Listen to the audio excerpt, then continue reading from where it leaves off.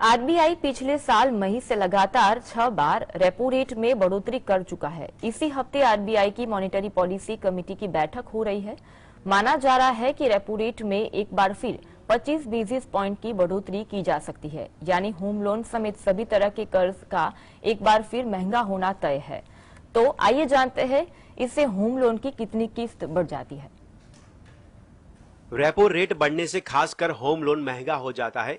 अमूमन बैंक किस्त बढ़ाने के बजाय टेन्योर बढ़ा देते हैं। इसकी वजह यह होती है, यह उनका डिफॉल्ट रिस्पांस होता है।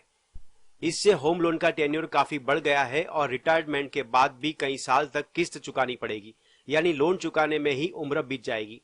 जब होम लोन सस्ता था तो लोगों ने इसका फायदा उठाते हुए मकान या फ्लैट खरीदे थे, लेकिन अब उनके लिए किस्त चुकाना भारी पड़ रहा है। पिछले एक साल से भी कम समय में होम लोन का इंटरेस्ट रेट 6.7% से बढ़कर 9.25% से ऊपर हो गया है। अगर किसी ने अप्रैल 2019 में 50 लाख रुपए का ब्याज 6.7% के रेट पर लिया था तो उसका लोन मार्च 2039 में खत्म हो जाता, लेकिन अब उसका रेट 9.25% पहुंच चुका है।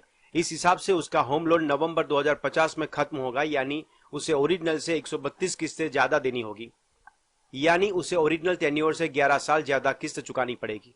यानी इससे 20 लाख के टेन्योर में 12 महीने अतिरिक्त किस्त जुड़ गई। आरबीआई ने फिर जून में रेपो रेट बढ़ाया और होम लोन का ब्याज 7.6% पहुंच गया। इससे ओरिजिनल टेन्योर में 29 किस्तें अतिरिक्त जुड़ गई। अगस्त की बढ़ोतरी के बाद अतिरिक्त किस्तों की संख्या 49 तक पहुंच गई। केंद्रीय बैंक ने फिर अक्टूबर में रेपो रेट में बढ़ोतरी की। इससे आपका 20 साल का टेन्योर 25 साल का हो गया, यानी 60 किस्तें फालतू जुड़ गई।